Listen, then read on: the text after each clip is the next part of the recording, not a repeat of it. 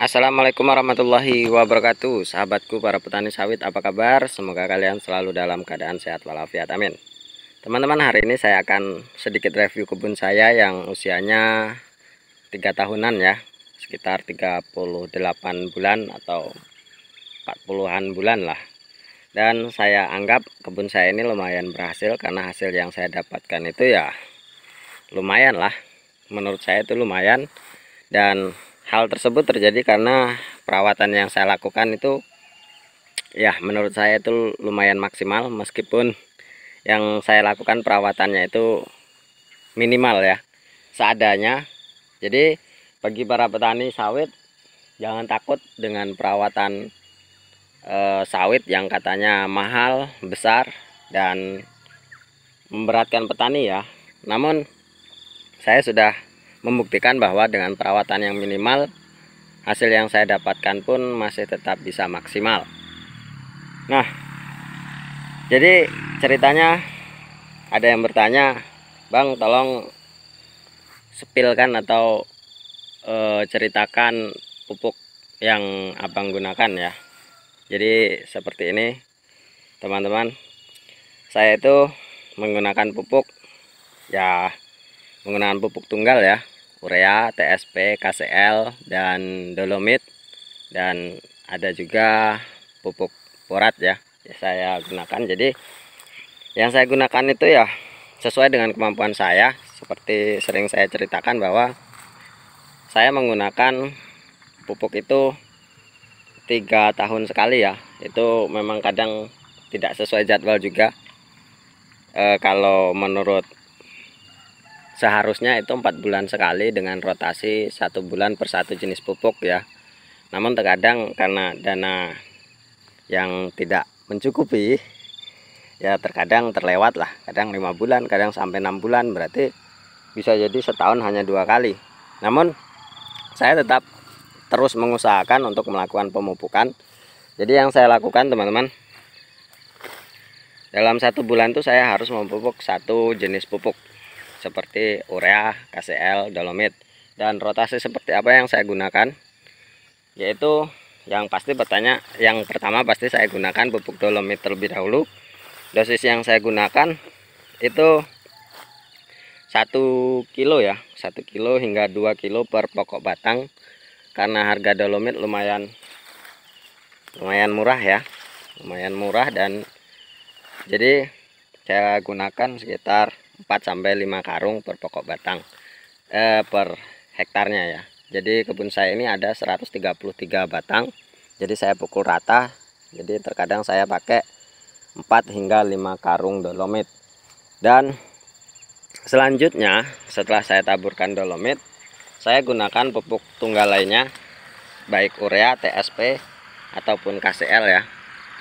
Jadi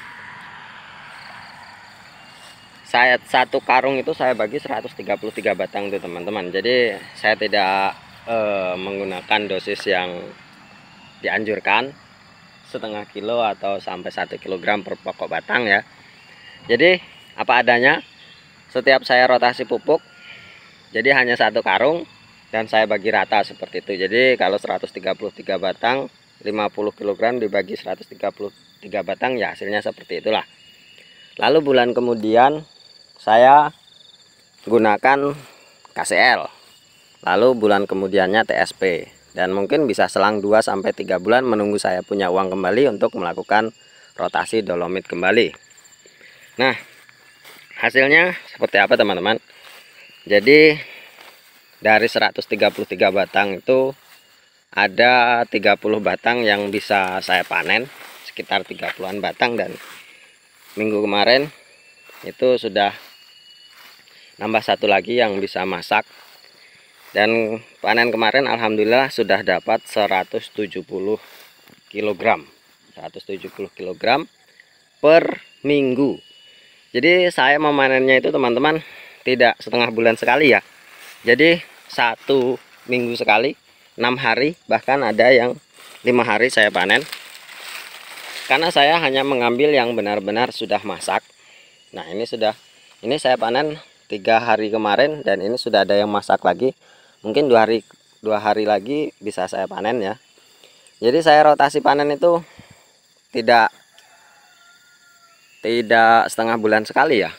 Jadi hanya seminggu sekali saya panen, karena saya masih memanennya sendiri. Jadi ya saya buat rotasi seperti itu biar saya membawanya sedikit mudah dan panennya tidak terlalu lama ya.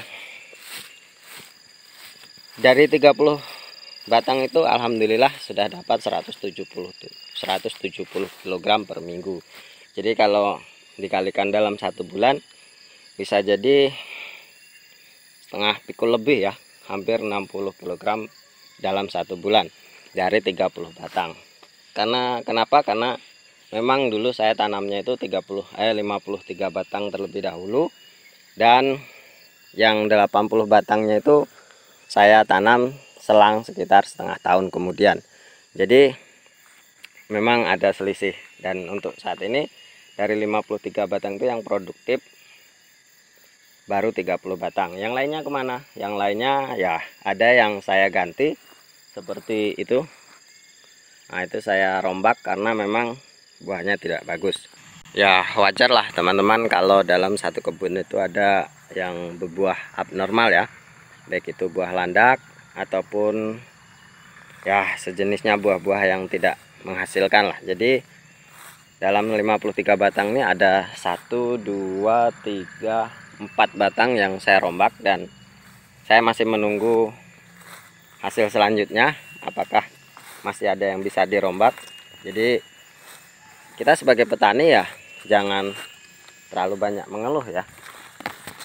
Kalau memang ada buah yang tidak bagus, segera lakukan perombakan, karena gimana ya teman-teman, satu pokok batang itu memang sangat berharga bagi kita sebagai petani kecil. Jadi kalau memang ada buah yang abnormal, segeralah diganti dan gunakanlah benih yang memang benar-benar kualitasnya bagus. Dan apakah pertumbuhannya sama teman-teman? Jadi ya namanya berkebun kelapa sawit tidak semuanya batangnya sama ya. Ada yang memang besar, ada yang pertumbuhannya terhambat. Hal tersebut disebabkan beberapa faktor. Tentunya hal-hal sepele yang kadang kita tidak perhatikan, seperti ini, menanam di bekas jalan yang keras ya. Dulunya bekas jalan terus saya tanam di situ tanpa di tanahnya diolah dulu. Jadi hasilnya ya batangnya sedikit terlambat ya. Dan dengan teman-teman yang lainnya dia pertumbuhannya agak sedikit lambat. Namun ya itu sudah terjadi. Sebagai pengalaman teman-teman, kalau memang kalian menanam di bekas tanah yang bekas jalan ya, yang keras seperti itu, usahakan untuk digemburkan terlebih dahulu baru ditanam benih ya, ditanam bibit seperti itu. Dan seperti ada lagi di sana, yaitu saya tanam dekat dengan bekas batang yang tidak bisa lapuk. Nah itu sangat bahaya sekali teman-teman, bisa mengakibatkan kerdil ya seperti itu. Jadi hati-hati dan upayakan kalian menanam di tanah yang benar-benar siap untuk menjadi media tanamnya ya. Kalau perlu difermentasikan dulu dengan bubuk dolomit atau rock fosfat atau lain sebagainya, tapi jangan menggunakan pupuk kandang ya, karena itu bisa menyebabkan jamur. Nah teman-teman, di sini saya juga mulai menanam kopi ya, mulai menanam kopi di kebun saya ini. Jadi di sela-selanya kebun saya ini saya sisipkan kopi 2 baris. Semoga saja ini beruntung, karena perkiraan saya, anggapan saya bahwa kopi tidak begitu mengganggu ya, mengganggu pertumbuhan sawit, karena batangnya pun kecil dan tidak mengganggu dari pertumbuhan sawit itu sendiri. Dan saya harapkan itu bisa menjadi tambahan ya, masukan tambahan untuk saya, karena harga kopi juga lumayan tinggi. Jadi ya sebagai pertimbangan lah kalian kalau memang memiliki kebun sawit, ya berinovasi sedikit lah ya. Jadi tanamilah kopi untuk lahan-lahan yang kosong supaya lebih bermanfaat dan bisa menambah penghasilan kita, sehingga kita tidak hanya tergantung terhadap sawit. Ketika harga sawit anjlok, kita masih bisa bertahan dengan kopi ya. Jadi ini kopi yang saya baru saya tanam ya, semoga bisa tumbuh dengan baik. Dan teman-teman, pesan saya, gunakanlah benih yang unggul ya, benih yang bagus dengan kualitas yang bisa dijamin ya, kualitas yang atau benih-benih yang bersertifikat. Karena apa? Ketika kita menggunakan benih yang abal-abal atau asal-asalan, itu tentunya hasilnya juga akan berbeda meskipun kita melakukan pemupukan secara maksimal ya.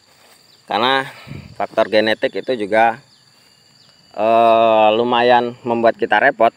Kalau memang sudah genetik, sebanyak apapun pupuk yang kita berikan juga tidak akan merubahnya.